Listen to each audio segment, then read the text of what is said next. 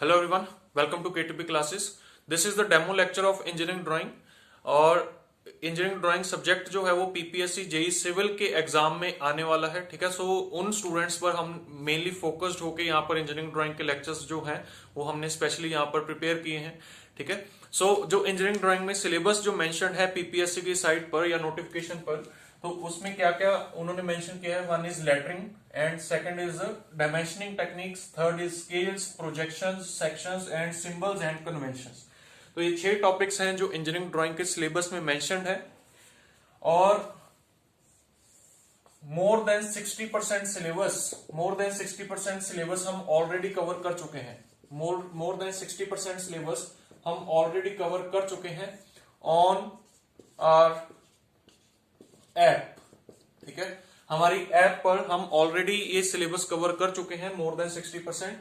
ठीक है, in the form of video lectures की फॉर्म में। ठीक है, वीडियो लेक्चर्स की फॉर्म में हम हमारी ऐप पर ये पूरा सिलेबस मोर देन 60% सिलेबस हम अप टू प्रोजेक्शंस हम कंप्लीट कर चुके हैं। ठीक है, हमारी ऐप का जो नाम है दैट इज केटीपी क्लासेस। ठीक है, तो अगर आप हमारे इस कोर्स को एक्सेस करना चाहते हैं तो आप हमारी ऐप पर विजिट कर सकते हैं। हमारी ऐप का जो लिंक है वो इस वीडियो के डिस्क्रिप्शन बॉक्स में आपको मिल जाएगा। वहां से आप हमारी ऐप पर सभी लेक्चर्स को यहाँ पर एक्सेस कर सकते हैं। ठीक है, हमारी यहाँ पर ये कोशिश रहेगी कि जितने भी पॉसिबल क्वेश्चंस वहां पर बन सकते हैं इस फॉर दिस पर्टिकुलर सब्जेक्ट, वो हम सभी क्वेश्चंस वहां पर आपके साथ शेयर करेंगे and with all the short point notes. ठीक है, शॉर्ट नोट्स भी जो हैं वो भी आपके साथ शेयर किए जाएंगे। ओके, एंड मोर ओवर हमारे जो इसके अलावा जो हमारे सब्जेक्ट्स हैं, one is your basics of management. Okay, basics of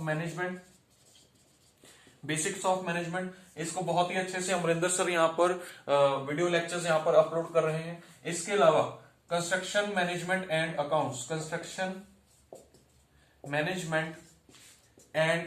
accounts, ये 2 टॉपिक्स, और तीसरा इसके अलावा इंजीनियरिंग ड्राइंग,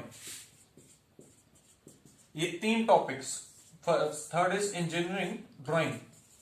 ये 3 टॉपिक्स ऐसे टॉपिक्स हैं जहां पर सिविल इंजीनियरिंग के स्टूडेंट्स मेनली प्रॉब्लम फेस कर रहे हैं। ठीक है, तो उनकी फैसिलिटी के लिए हमने यहां पर ये लेक्चर्स अपलोड किए हैं। ओके, इसके अलावा जितने भी सिविल के टेक्निकल सब्जेक्ट्स हैं, फॉर एग्जांपल आरसीसी हो गया, ठीक है, बिल्डिंग मटेरियल्स हो गया, सॉइल हो गया, स्ट्रक्चर्स हो गया, उसके सभी के लेक्चर्स आपको वहां पर हमारी ऐप पर मिल जाएंगे। ठीक है, तो आप अगर किसी भी सब्जेक्ट को बाय करना चाहते हैं हमारी ऐप पर, so you can visit our app. Okay, and this now आपको अब हमारी यहाँ पर डेमो लेक्चर जो है वो स्टार्ट होगा यहाँ से। ठीक है, जो कि इंजीनियरिंग ड्राइंग का डेमो लेक्चर रहेगा।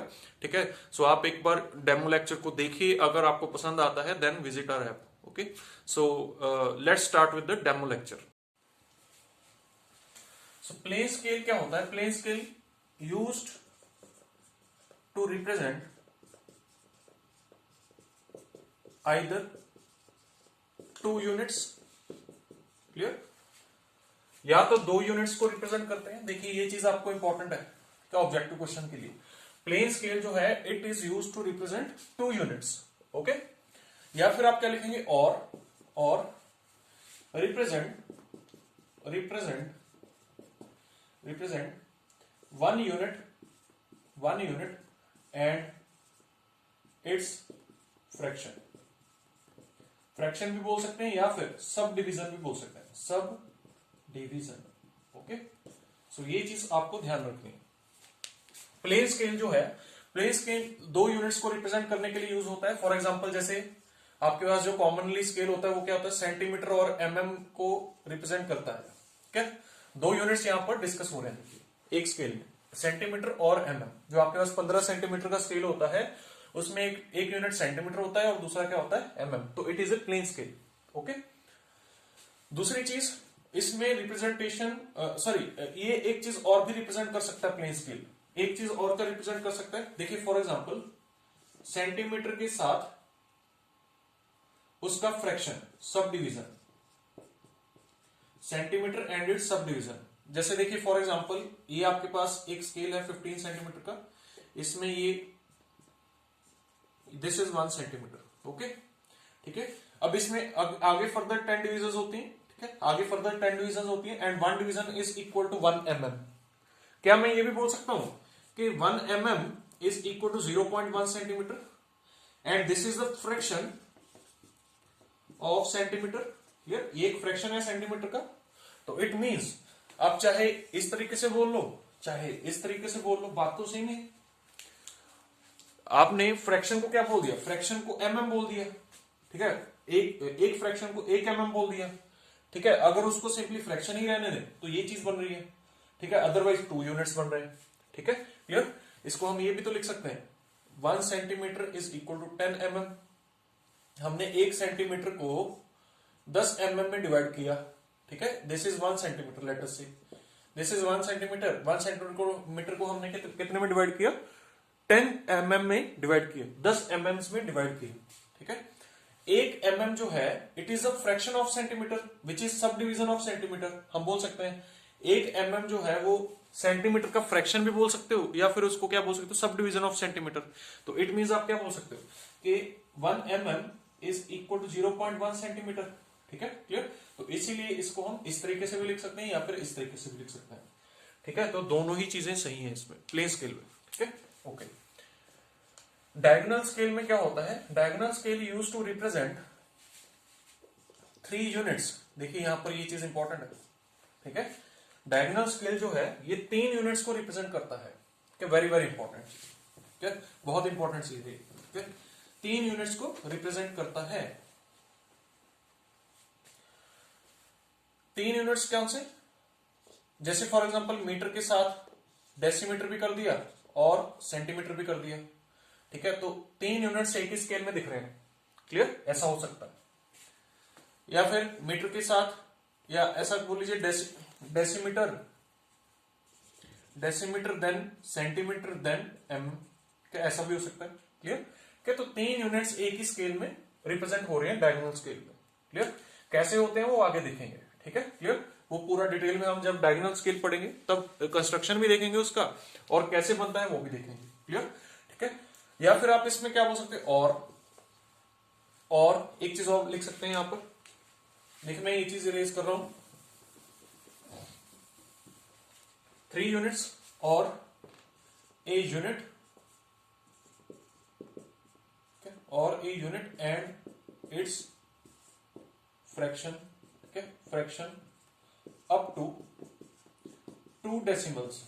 ये चीज ध्यान रखनी है. And a fraction up to 2 decimal. Clear, ठीक है. जैसे फॉर एग्जांपल डायगोनल स्केल आपको क्या बताएगा, जैसे जो प्लेन स्केल है, प्लेन स्केल क्या बता रहा था, 1.1 सेंटीमीटर मेजर कर सकते हो प्लेन स्केल से. ठीक है, या फिर आप क्या मेजर कर सकते हो, 1.2 सेंटीमीटर, 2.2 सेंटीमीटर, ये आप प्लेन स्केल से मेजर कर सकते हो. बट डायगोनल स्केल से आप क्या मेजर कर सकते हो, 1.11 सेंटीमीटर भी मेजर कर सकते हो डायगोनल स्केल से. ठीक है, क्लियर. या फिर आप 1.23 सेंटीमीटर ये भी मेजर कर सकते हो. ठीक है, तो अप टू 2 डेसिमल प्लेसेस आप डायगोनल स्केल से मेजर कर सकते हो. समझ आ गया, clear. Okay, so this is important here. आपको जो डायगोनल स्केल में याद रखना है वो क्या है, 3 यूनिट्स या फिर units and its fraction up to 2 decimal places. Plain scale में क्या होता है, either 2 units or unit and its fraction up to 1 decimal place. समझ आ गया. ठीक है, जो प्लेन स्केल है वो ये मेजर कर सकता है, 1.1 सेंटीमीटर मेजर कर सकता है, 1.2 सेंटीमीटर मेजर कर सकता है. बट जो डायगोनल स्केल है, डायगोनल स्केल 1.11 सेंटीमीटर भी मेजर कर सकता है. ठीक है, क्लियर. 1.23 सेंटीमीटर भी मेजर कर सकता है diagonal scale. Clear. So this is important point. Okay, so यहां से मैं ये चीज इरेज कर रहा हूं. Next is about vernier scale. Vernier scale भी डायगोनल स्केल का modification of diagonal scale. Clear, diagonal scale का ही मॉडिफिकेशन है. ठीक है, वर्नियर स्केल हम यूज करते हैं used where accuracy is important. Clear, जहां पर एक्यूरेसी इंपॉर्टेंट है, okay? वहां पर वर्नियर स्केल यूज करते हैं. और वर्नियर स्केल भी 3 यूनिट्स को ही मेजर करता है. okay? वर्नियर स्केल भी 3 यूनिट्स को ही मेजर करता है. बट जहां पर एक्यूरेसी चाहिए होती है वहां पर आप वर्नियर स्केल यूज करते हो. ठीक है, क्लियर. तो ये चीज आपको ध्यान रखनी है. वर्नियर स्केल जो होता है, वर्नियर स्केल में दो तरह के स्केल्स रहते हैं। One is direct vernier,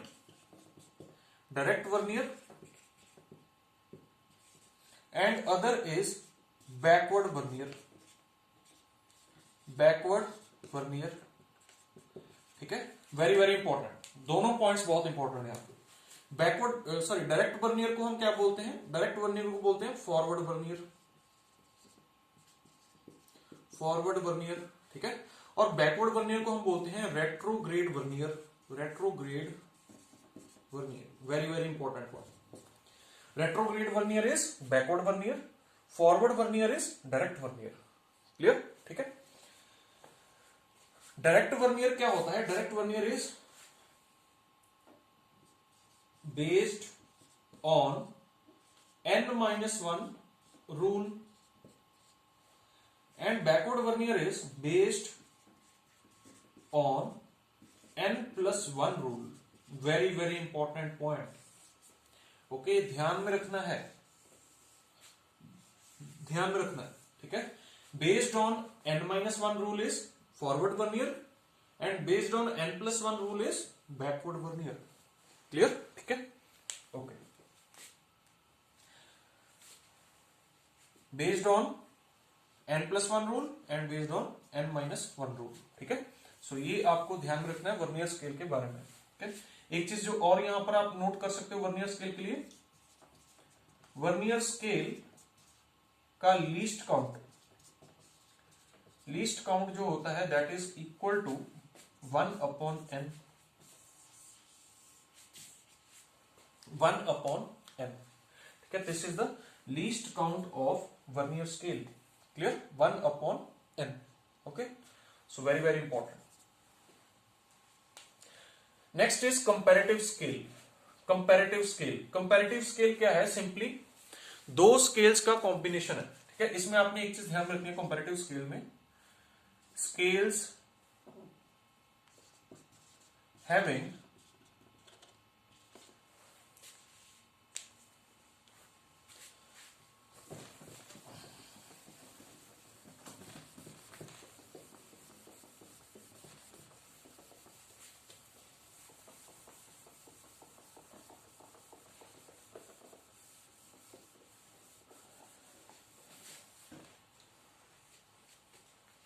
scales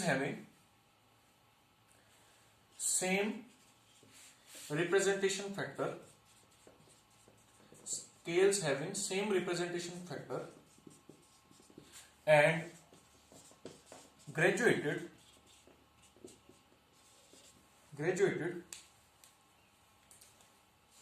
for different units। Clear, different units, ये चीज आपको ध्यान रखनी। रिप्रेजेंटेशन फैक्टर सेम है लेकिन डिफरेंट यूनिट्स पे बना हुआ, ठीक है। इसमें क्या होता है, दो स्केल्स को आप कंबाइन कर देते हो। कंपैरेटिव स्केल में क्या होता है, दो स्केल्स को आप कंबाइन कर सकते हो। वो दो स्केल्स कोई भी हो सकते हैं, प्लेन स्केल भी हो सकता है, डायगोनल स्केल भी हो सकता है। क्लियर, ठीक है। तो प्लेन स्केल का कॉम्बिनेशन, ठीक है, एक के ऊपर एक रख सकते हो या फिर दोनों को सेपरेट भी बना सकते हो, बट उनमें रिप्रेजेंटेशन फैक्टर जो होना चाहिए वो सेम होना चाहिए। सेम वर्ड यहां पर इंपॉर्टेंट है, ठीक है। कंपैरेटिव स्केल में रिप्रेजेंटेशन फैक्टर जो होना चाहिए वो सेम होना चाहिए, ठीक है। और डिफरेंट यूनिट्स, क्लियर, ठीक है। तो ये चीज आपको ध्यान रखनी है। Scale of chords is used to measure angles, ठीक है। स्केल ऑफ कॉर्ड्स जो है ये एंगल्स को मेजर करने के लिए यूज करते हैं, ठीक है। Next is isometric scale. Isometric scale में जो आपको ध्यान में रखना है वो क्या है कि drawing length is equal to 81.6% of true length, ठीक है। Drawing length is equal to 81.6% of true length. Drawing length को यहां पर आप आइसोमेट्रिक लेंथ बोलते हो, आइसोमेट्रिक लेंथ, ठीक है। So isometric length is equal to 81.6% of true length. Very very important point, clear, ठीक है। सो ये चीज आपको ध्यान रखनी है। देखिए यहां पर मैं एक नोट लिख रहा हूं, नोट बहुत इंपॉर्टेंट है यहां पर।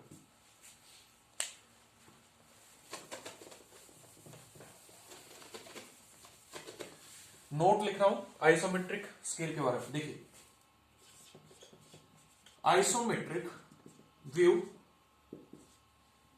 या सॉरी टॉप व्यू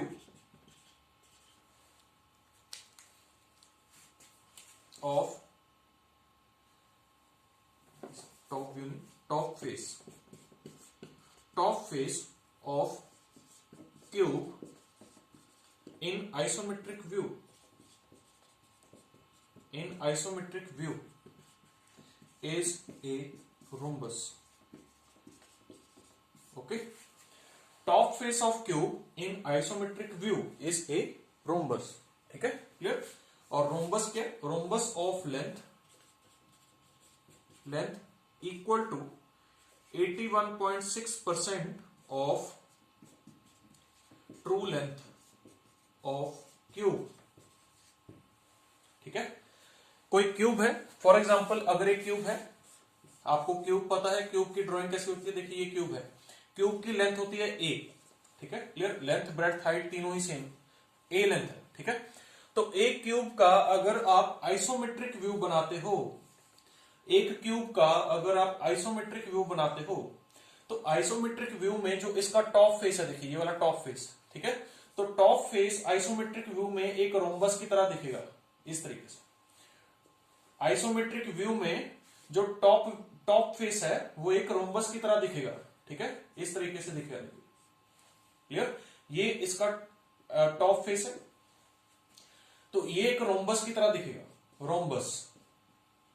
ठीक है, और इसमें जो ये लेंथ दिखेगी, ये लेंथ जो दिखेगी ये आपको दिखेगी 0.816 of A, 0.816 of A, clear. ये लेंथ जो दिखेगी ये भी कितनी दिखेगी, 0.816 ऑफ ए। ये लेंथ जो दिखेगी ये भी कितनी दिखेगी, 0.816 ऑफ ए। ये लेंथ भी कितनी दिखेगी, 0.816 ऑफ ए, क्लियर। ठीक है, तो ये सभी लेंथ्स आइसोमेट्रिक व्यू में, ये मैंने आइसोमेट्रिक व्यू बनाया है, ये चीज ध्यान रखिएगा, ये आइसोमेट्रिक व्यू है। ठीक है, क्लियर, इस क्यूब का जिसकी लेंथ क्या है ए। ठीक है, so these were the types of scales. ठीक है, तो आई होप आपको यहां से काफी चीजें सीखने को मिली होंगी, और यहां से बहुत सारे ऑब्जेक्टिव क्वेश्चंस यहां पर बन रहे हैं, हर एक स्केल से बन रहे हैं। प्लेन स्केल में क्या देखा हमने, प्लेन स्केल 2 यूनिट्स को रिप्रेजेंट करता है, या फिर एक यूनिट और उसकी फ्रैक्शन को रिप्रेजेंट करता है। डायगोनल स्केल क्या करता है, डायगोनल स्केल रिप्रेजेंट 3 यूनिट्स, या फिर आप क्या बोल सकते हो, एक यूनिट या फिर उसकी सब डिवीजन या उसकी fraction up to 2 decimal places. ठीक है, क्लियर, ये चीज आपको ध्यान रखनी है। 2 डेसिमल प्लेसेस, या तो 3 यूनिट्स या फिर कोई एक यूनिट और उसका fraction up to 2 decimal places. Vernier scale क्या करता है, vernier scale is modification of diagonal scale, या फिर आप बोल सकते हो कि ये भी 3 यूनिट से मेजर करता है। ठीक है, 3 यूनिट से मेजर करता है वर्नियर स्केल भी, बट जहां पर एक्यूरेसी की जरूरत होती है वहां पर आप वर्नियर स्केल यूज करते हो।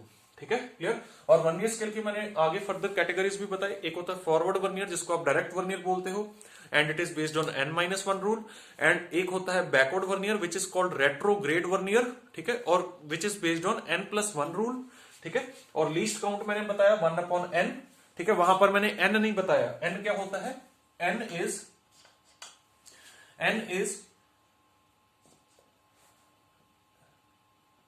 सेकेंडरी डिवीजन, ठीक है, आगे पढ़ेंगे जब हम नंबर ऑफ सेकेंडरी डिविजन्स। ठीक है, कितनी सेकेंडरी डिविजन्स हैं, ठीक है, उनको हम n बोल रहे हैं यहाँ पे, clear. Next is comparative scale. Comparative scale में आप क्या करते हो, सेम रिप्रेजेंटेशन फैक्टर और डिफरेंट यूनिट्स को यहां पर हम क्या करते हैं, रिप्रेजेंट करते हैं कंपैरेटिव स्केल में। और कंपैरेटिव स्केल का एक और नाम याद रखना है, corresponding scale. Scale of chords is used for measuring the angles. And isometric scale में आप जो आइसोमेट्रिक लेंथ लेते हो, it is equal to 81.6% of true length.